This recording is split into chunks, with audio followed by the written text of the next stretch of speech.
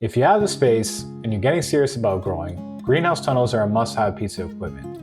Now, why are they so important? Well, they allow you to control the elements of the environment such as rain, wind, and heat conditions. In this video, we're going to explore caterpillar tunnels in particular, what's been our experience with them so far, and how to set them up. We got our caterpillar tunnels from a Canadian company called Dubois Caterpillar. They ship both of our 60-foot tunnels on a 4x6 skid. First step is to take a measurement of your land. In our case, we had 9 arches for a 60-foot tunnel, 14 feet wide. So we spaced our arches approximately 7 feet apart. Each arch consisted of 3 pieces which we had to assemble with self-drilling screws. Even though they are self-drilling screws, you may want to pre-drill just to make things easier. A lesson we had to learn the hard way is to label each one of your arches, because when you go to take them down and set them back up, you want to make sure that all your screw holes align. If you don't do this, it's going to be a nightmare trying to match them up next season. Step 3 is to hammer into the ground these 3-foot rebars that your arches are eventually going to slide onto. Now, if your land's got a bunch of rocks in it, like our first rented plot did, this can be quite challenging. Once your rebars have been hammered in, you're going to take these white plates and slide the center hole onto each one. It's important that the secondary hole of each plate is facing the outside of the tunnel and that they're all facing the same direction. Now you're going to take your anchorage rods and hammer them into that second hole of the white plate. Each anchorage rod has a hole that you're going to install your carabiners onto. Those anchorage rods have to be hammered into the ground at a 45-degree angle. Once again, this can be extremely challenging if your soil has a lot of rocks on the ground. After a couple seasons of hammering these anchorage rods into rocky soil, they got pretty bent out of shape. So I actually ended up having to use my grinder tool to cut off the warped portions off. Now, you are supposed to submerge your anchorage rods fully into the ground. However, in our first year, we learned that it's extremely difficult to remove these bent up, diagonally inserted steel rods out of the ground, to the point that we actually had to get a tractor with a chain attachment to pull them out.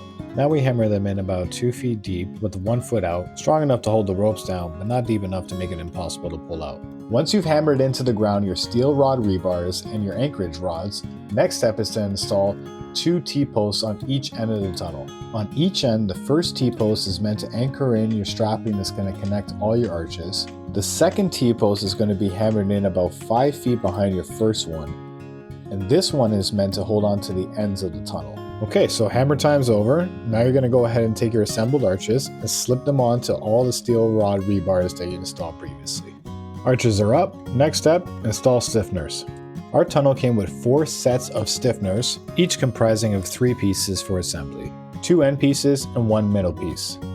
Now the middle piece, you'll have to cut according to your specific measurements, and we had to make some adjustments. And once again, it's important to label these stiffeners so that when you go to take down and set it back up the next season, you'll know what piece goes with what set. When installing your stiffeners, you may need to adjust the distance of your arches to accommodate them. Each stiffener will be installed diagonally and span the distance of 3 arches. The skeleton of the tunnel is now assembled. Next step is to stabilize and secure each arch with strapping. So strapping is wrapped around each arch of the tunnel, and then that strapping is slipped into ratchet tie downs that are hooked into the T-posts on both ends. Now that your structure is stabilized and secured with the stiffeners and the strapping, it's time to move on to actually installing the poly. It's our 4th year of installing this poly, and we don't have any special tricks to set it up easily. We essentially just take the poly and lay it along the length of the tunnel. And in this particular situation in our backyard, it's especially challenging because of all the obstacles in the tight space. We'll start with one end of the poly and just grab it with a chair or ladder and try to pull it over the arches and proceed doing that throughout the entire structure until it envelops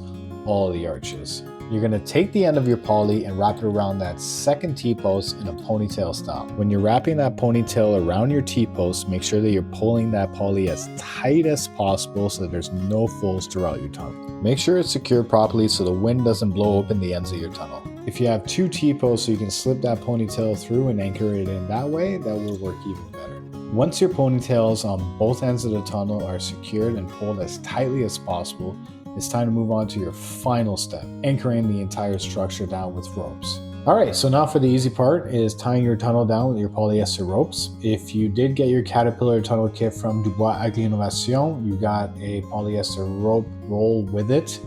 So you're essentially going to cut that into pieces. Make sure to do your appropriate measurements so you don't come up short. Slip your rope through the carabiner on the first anchor rod Then toss that rope over the polytunnel to the second anchor rod, one up, and continue that zigzag fashion throughout the entire tunnel. And then you're going to repeat the process on the other side. This will anchor the poly of your tunnel down with an X-shaped pattern. It's quite simple. You're just going to have to learn how to do a trucker's knot. This is how we do our trucker's knot. If it's not entirely clear, there's tons of YouTube shorts out there demonstrating how to do it. You're going to do this double hoop, put it through this other hoop, and then you're going to bring your cord from down below and then slip it into that hoop, pull down as tight as possible. You're going to spin your slack line around like so. Spin it around twice. I do 3 times, and then you're going to put the end of that rope through. Now that should hold pretty tight. However, it does come loose after a couple of days, a little bit of wind pressure, it's going to loosen it up. So it's going to require constant adjustment. This tunnel is not just a set it and forget it type situation. You're going to need to adjust the ropes, make sure that they're tight. When you lift the poly up on hot days, you're going to need to tighten your ropes just to hold that poly down. You're going to probably have to adjust the poly itself throughout the season. Sometimes the poly starts falling to one side more than the other, just depending on the wind or environmental conditions. So it does require daily attention, and maybe not daily, but you're going to need to tend to it and make slight adjustments here and there. Hopefully you don't get these big pockets of rain build up between your stiffeners and your arches. We've had puddles of rain gather in the folds of our tunnel between the stiffener and the arches. So this is why it's important to have your tunnel as tight as possible, because if you don't, what can happen is you'll get folds where your stiffeners are in the poly, and then when there's a heavy rain, there's going to be a big puddle that's going to gather there. What happened to us, it actually collapsed our tunnel. We had to bring arches over to the welding shop to fix them because we had 100-pound puddles of rain that gathered on the poly after a day or two. We went to our rented land and we found that the end of the poly was completely destroyed. So yeah, we lost a little bit of crops and we had to fix an arch. It wasn't the end of the world. We got to salvage the tunnel. So in conclusion, it's a good amount of work to do this tunnel. It's going to take a little bit of time to set it up. If you've got 2 people that have done it before, you can definitely do this within the day. No problem. 4 or 5 hours, you can really bang it out, maybe a little bit more. You could also do it by yourself. It's going to take a considerable amount of time to do it versus doing it 2 people. Just know that these tunnels are easy to take down and set back up, especially if you're hammering into soil that's not so rocky. It can be more forgiving. It's not that easy to take apart. If you're hammering into soil that's got a lot of stones in it, it's going to be a nightmare to pull out these anchor rods and these rebars. Would we recommend getting a Caterpillar tunnel? 100%. These things have made our crops grow tremendous compared to our open field crops. We had peppers that were growing in open field blocks and they barely grew more than a foot. We had peppers that grew in our tunnel and they were producing all season.